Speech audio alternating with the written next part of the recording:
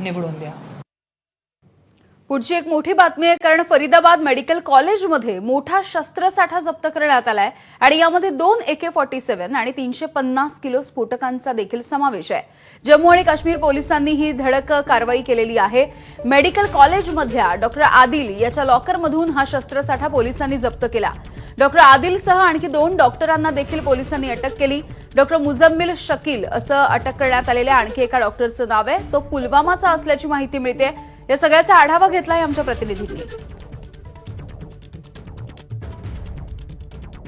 हरियाणातील फरीदाबादमधून देशाला हादरवून सोडणारी बातमी समोर आलेली आहे। फरीदाबादमधील अल फलाह युनिव्हर्सिटीच्या वैद्यकीय रुग्णालयामध्ये काम करणाऱ्या आणि शिकवणाऱ्या डॉक्टर मुजम्मिल नावाच्या प्राध्यापकाच्या लॉकरमध्ये 2 AK-47 रायफल आणि जवळपास 360 किलो अमोनियम नायट्रेट या विस्फोटकांचा साठा आढळलेला आहे। जम्मू काश्मीर पोलिसांना याविषयीची माहिती मिळाली आणि त्यानंतर पोलिसांनी हरियाणा पोलिसांसोबत केलेल्या संयुक्त कारवाईमध्ये हा साठा आणि ही हत्यारं ताब्यात घेण्यात आली आहेत। नेमकं या सगळा साठा करण्यामागे कारण काय होती, या विद्यापीठामध्ये हे प्रोफेसर कशासाठी शिकवत होते, किती वर्षांपासून होते आणि या सगळ्याच्या माध्यमातून नेमक्या कोणत्या संघटना या सगळ्या पाठीमागे आहेत, कोणत्या उग्रवादी संघटनांचं कनेक्शन या सगळ्यासोबत आहे, याविषयीचा तपास सध्या सुरू आहे। कदाचित शक्यता आहे की नॅशनल इन्व्हेस्टिगेटिंग एजन्सी याविषयीचा तपास आपल्या हाती घेऊ शकते। व्हिडिओ जर्नलिस्ट वेद पांडेसह सोमेश कोलगे, एबीपी माझा, फरीदाबाद।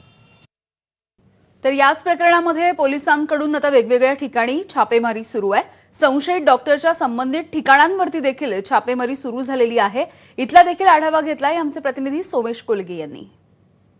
फरीदाबादमध्ये जिथे छापेमारी सुरू आहे तिथे पोलिसांची अधिकची कुमक आली आहे। काही वरिष्ठ अधिकारी इथे आलेले आहेत। सध्या या घरामध्ये जिथे ही छापेमारी सुरू आहे 2 AK-47 आणि 350 किलो विस्फोटकं सापडलेले एका प्राध्यापक आणि डॉक्टरच्या घरून सुरू झालेलं हे प्रकरण आणि या प्रकरणात आता अधिकाधिक यंत्रणा तपास करतायत। फरीदाबाद आणि जम्मू काश्मीर पोलीस यांनी एकत्रितपणे संयुक्तपणे कारवाई केली आणि याच प्रकरणात आता पोलिसांचे वरिष्ठ अधिकारी पोहोचलेले आहेत। आता आपण पाहू शकतो की हे सगळेजण ज्या ठिकाणी ही छापेमारी सुरू आहे त्या ठिकाणी जाऊन प्रत्यक्ष पाहणी करणार आहेत। जी माहिती मिळते त्यानुसार नव्यानेच इथे प्लॉटिंग झालेलं होतं आणि या प्लॉटिंग मध्ये एक नव्याने काही भाडेकरू राहायला आलेले होते आणि त्या भाडेकरूंच्या घरामध्ये आलेली ही व्यक्ती होती।